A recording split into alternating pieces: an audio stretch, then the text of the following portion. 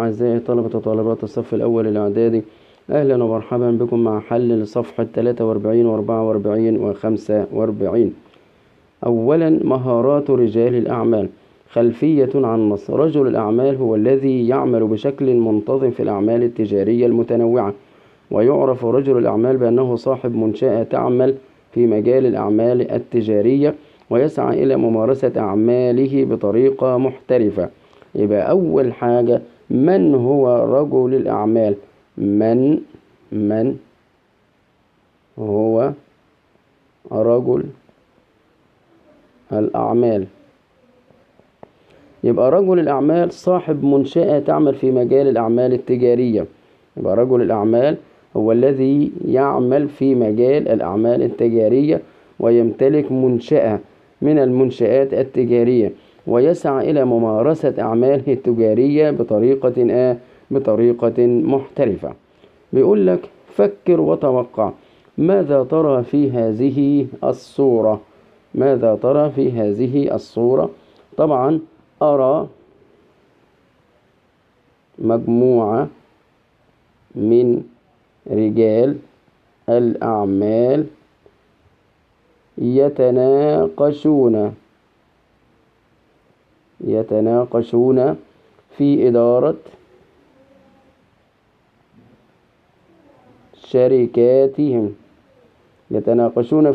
شركاتهم بطريقة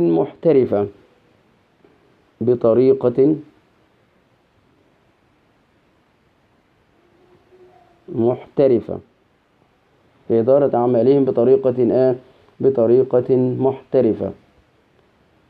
طيب، ماذا فكرت في أن أكون؟ فكرت في أن أكون رجل أعمال ناجح. ما رأيك في الموضوع الذي يناقشونه؟ طبعا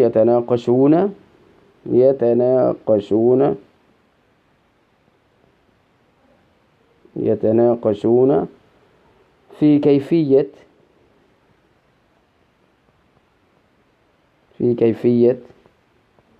إدارة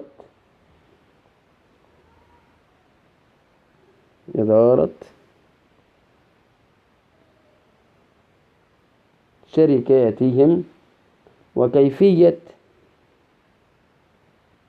ممارسة أعمالهم بطريقة محترفة، وأنهم يمتلكون مهارات رجل الأعمال كي يحققوا النجاح وفهم المشكلة الأساسية وإيجاد حلول لها. وفهم المشكلة الأساسية ووضع حلول لها. بعد كده بيقول لك ما معنى التقلبات؟ التقلبات هي التغيرات والتحولات.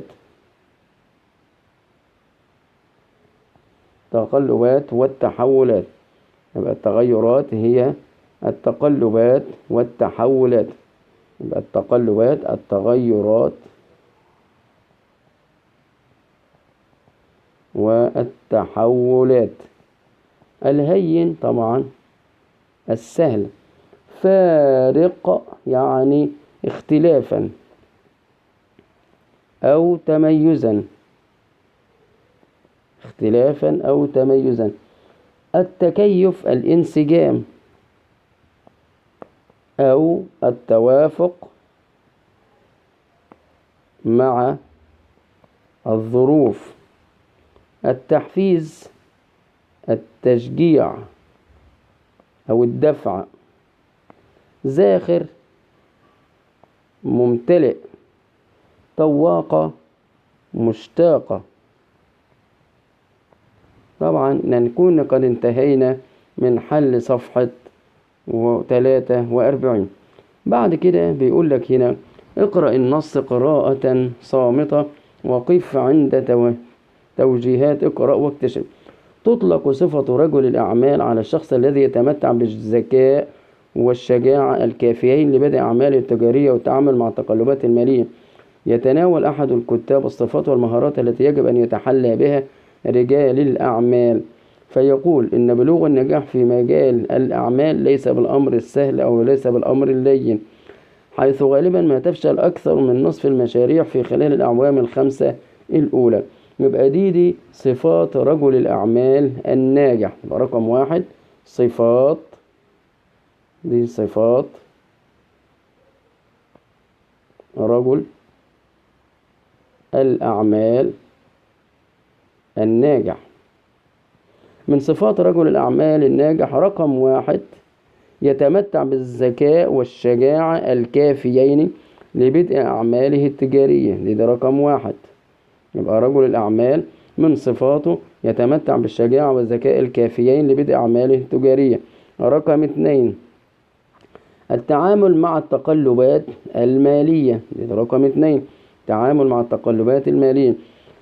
بعد كده بيقول لك أهم المهارات المفيدة والصفات التي ينبغي امتلاكها لتحقيق النجاح. يبقى الصفات التي ينبغي امتلاكها لتحقيق النجاح. يبقى الصفات التي ينبغي امتلاكها لتحقيق النجاح.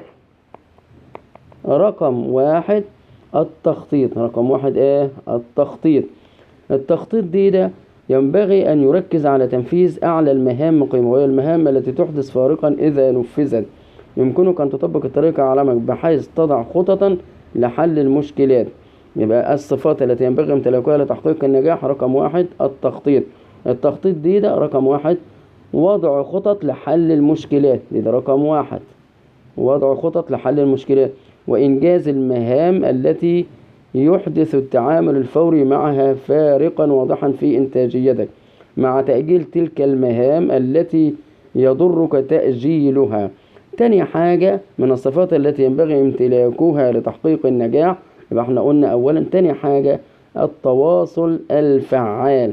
التواصل الفعال اللي رجل الأعمال يحتاج إلى التواصل وبناء علاقات. هو التواصل اللي هو بناء علاقات عمل ناجحة مع العملاء والموظفين، والموردين والمنافسين.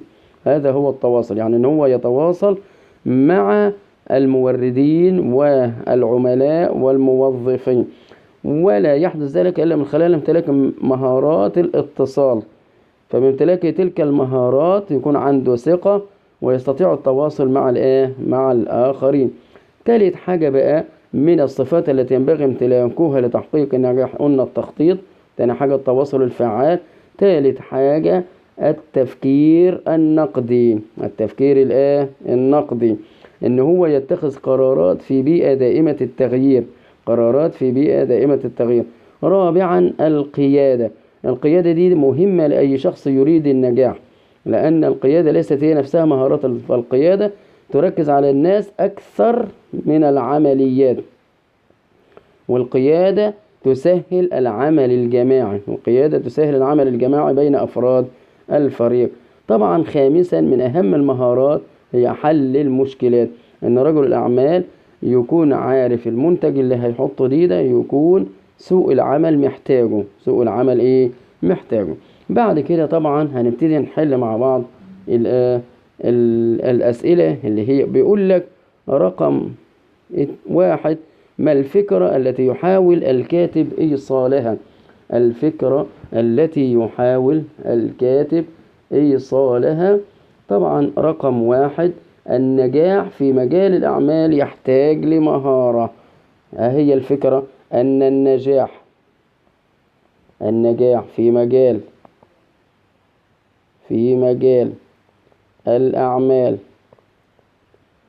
الأعمال يحتاج إلى مهارة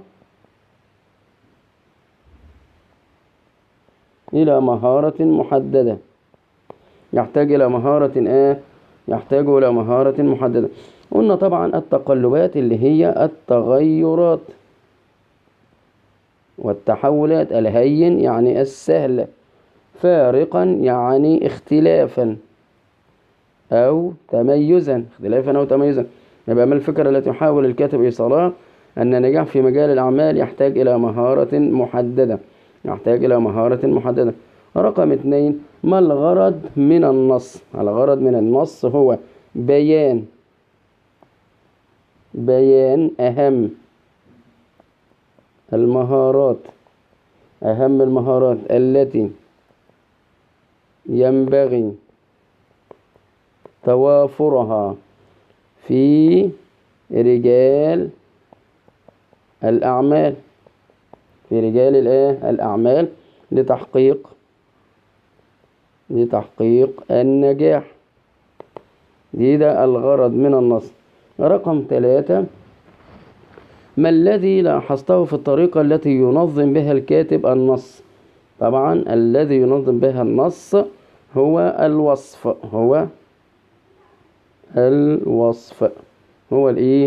الوصف. 4، لماذا تعتقد أن الكاتب اختار أن ينظم المعلومات بهذا الشكل؟ لأن في الوصف يتم وصف الموضوع.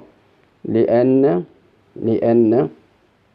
هنقول كده، لأن في الوصف يتم وصف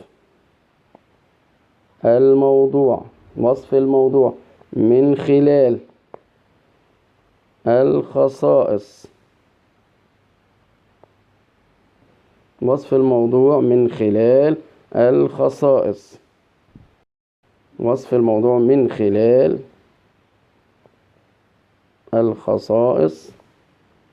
والمميزات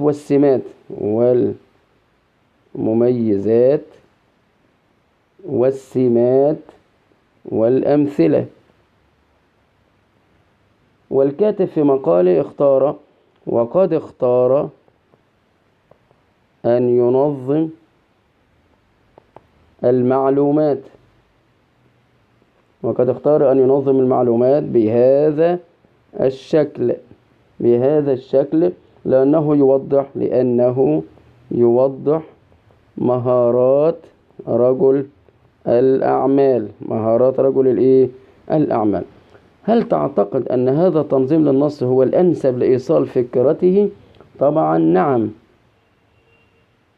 والسبب في ذلك لأن التنظيم الواحد ساعدت بنية التسلسل في تنظيم المعلومات، لأنه ساعد في تنظيم المعلومات بشكل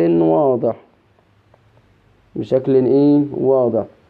والدليل حيث بدأ بتعريف رجل الأعمال، ثم بعد ذلك انتقل إلى مهارات رجل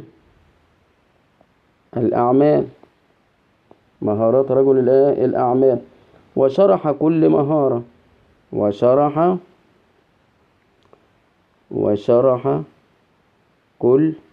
مهارة بشكل مفصل. مما أسهم في بناء فهم متكامل لدى القارئ.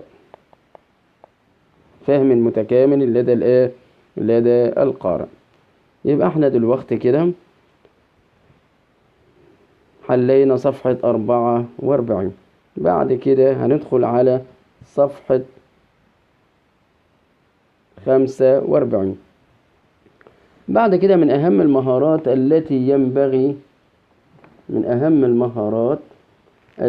ينبغي توافرها في رجل الأعمال سادسا مهارة إدارة الوقت. مهارة إدارة الوقت، يعني إن هو يستطيع أن يدير وقته بشكل منتج وفعال للإنجاز في العمل. إزاي يعرف يدير الوقت بتاعه ويحدد الأهداف ويرتب الأولويات وينظمها ويركز على تنفيذها، لأن مهارة إدارة الوقت هي مهارة ضرورية لدى أي رجل أعمال ناجح. من بعد ذلك الفضول وحب التعلم. أن رجل الأعمال عليه أن هو يسعى إلى البحث والتعلم، لابد أن هو يسعى يكون عنده فضول، يعني يعرف أكتر ويبحث ويتعلم باحترافية مع هذه التحديات حتى يستطيع أن هو يخرج من المأزق الحالي أو يواجه أي صعوبات أو أي صعوبات أو أي مخاطر.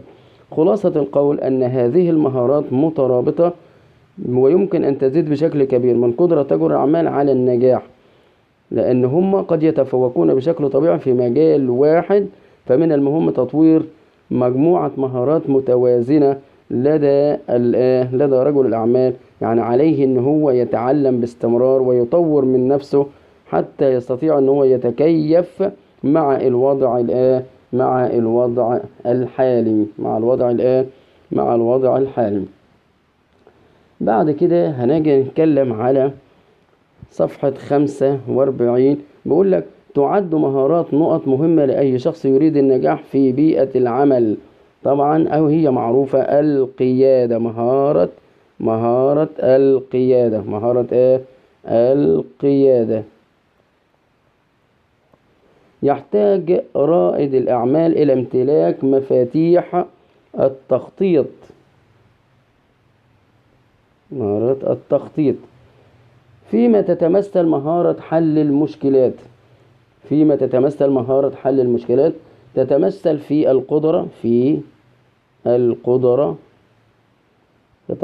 القدرة على فهم المشكلة.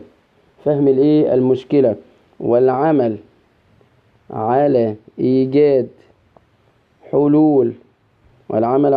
حلول مناسبة لها،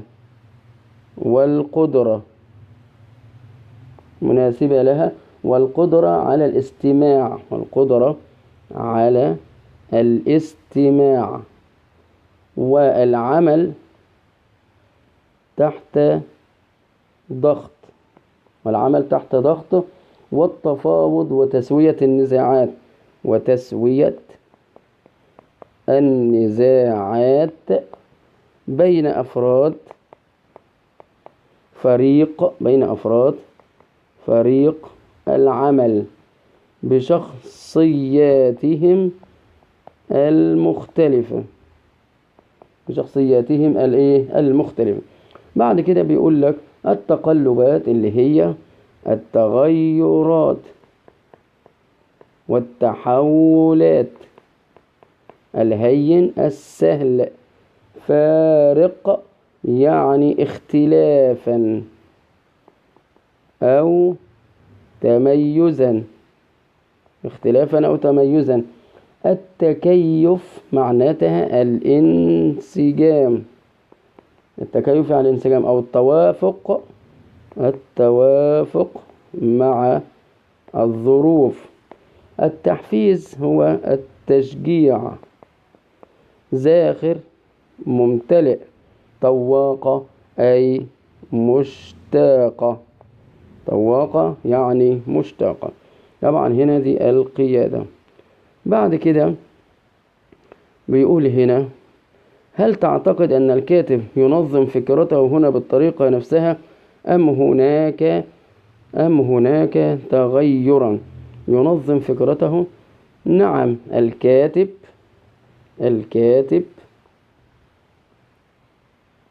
ينظم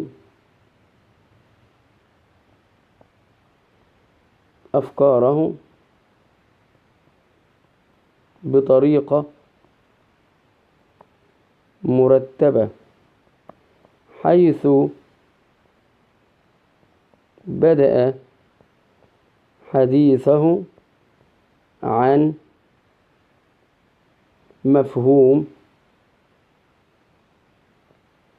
رجل عن مفهوم رجل الأعمال، عن مفهوم رجل الأعمال، ثم انتقل بعد ذلك إلى صفات رجل الأعمال، ثم تحدث عن أهم المهارات التي يجب امتلاكها، المهارات التي يجب امتلاكها لتحقيق النجاح، وقام بتفصيل